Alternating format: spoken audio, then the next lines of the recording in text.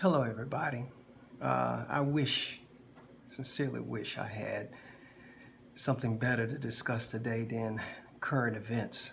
I try to steer clear from politics. I've always been Mr. Positive, and I try to use my gifts and talents to uplift people and try to put smiles on their faces because I think at the essence of my core and my calling, my mission in my life is to be a blessing to people rather than a curse. But there's some things that's been going on that has struck me to my core, and I'm going to try to use what I call a gift to try to illustrate the African American experience in America.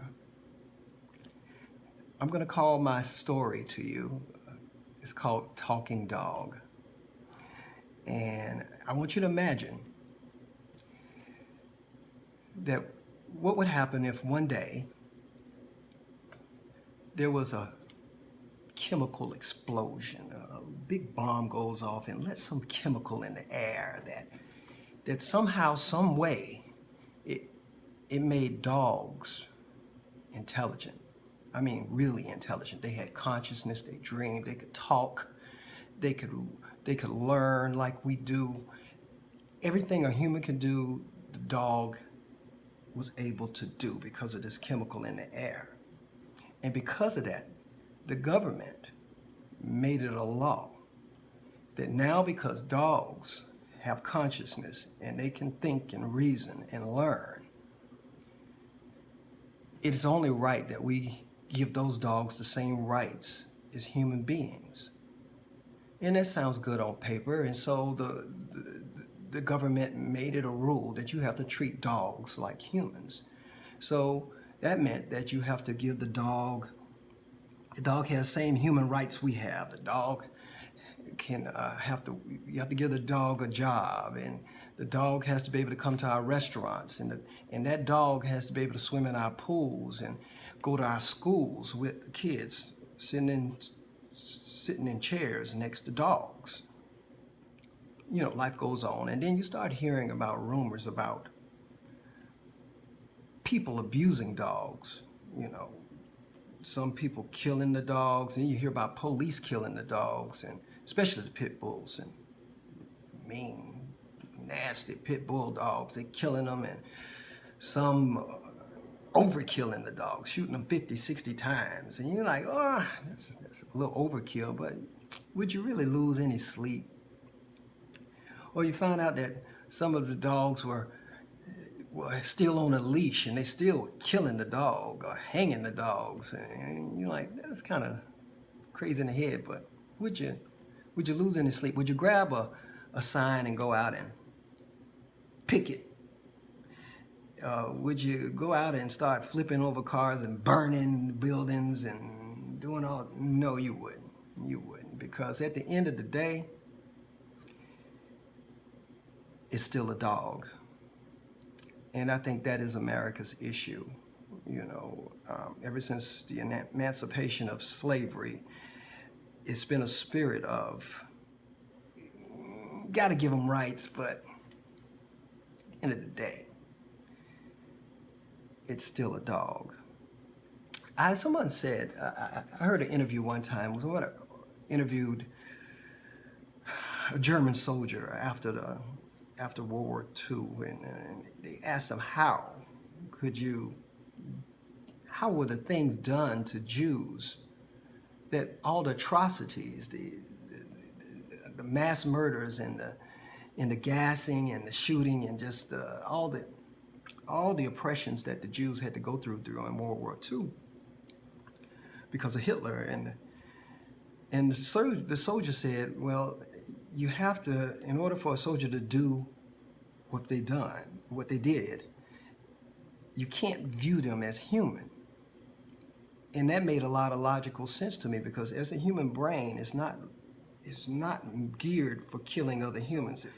In order to kill someone, you can't view them, or for them to do all those atrocities, they couldn't have viewed them as human. They had to view them as something less. And in a lot of ways, I think Black Americans, African Americans have it worse than the Jews. Yeah, we got it worse than the Jews because at least the Jews had America. They had America and the Allies to come to their rescue. It was a world war fighting to overthrow Hitler and all his oppressions. And at least the Jews had America in themselves and the other allied countries. As far as African Americans go, who are you going to call? Who's going to come to the rescue? What do you do when the good guys turn bad? Where do you go? Where do you run? Who do you call? You can't dial. We can't dial 911. That's the ultimate. It would have to be the house on fire.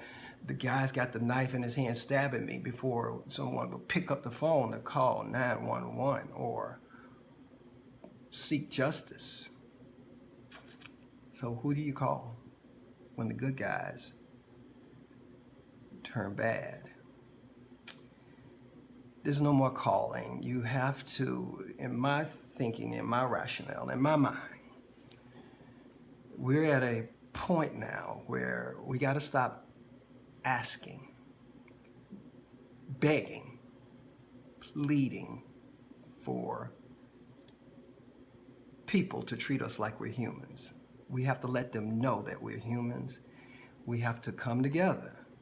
We're going to have to come together. We need unity. Long as we are apart, we're going to die apart. We come together, there's strength in unity.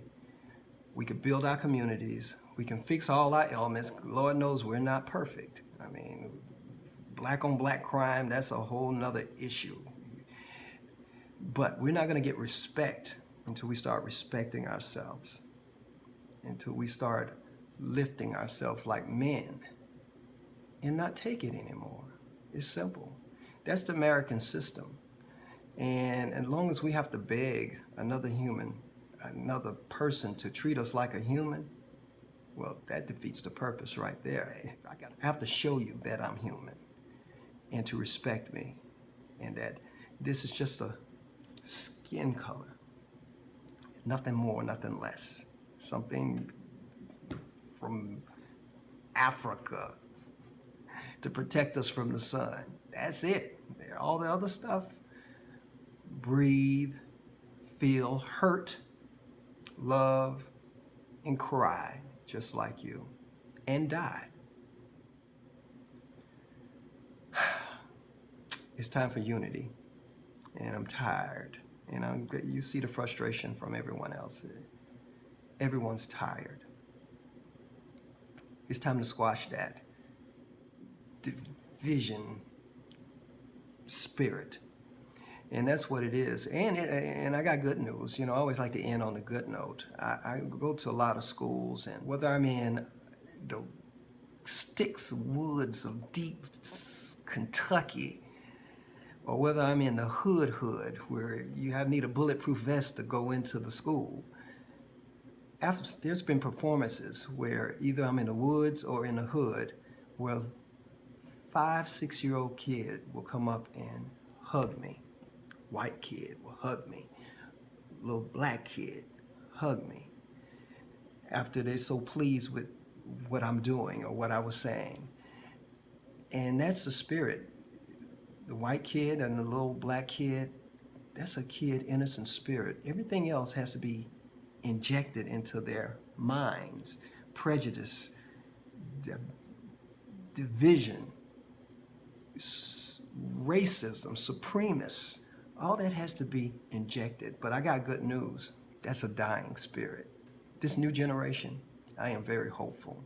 You see the riots and everything going on. There's a lot of whites out there in the crowd. That's because it's a new generation. And that old Southern stuff that us older Americans are still dealing with and oppressing ourselves, it's foolishness. This young generation ain't got time for that. They're trying to live their best life. And I think we need to do the same. It's time for change. It's time for mental change, y'all. It's time. Peace.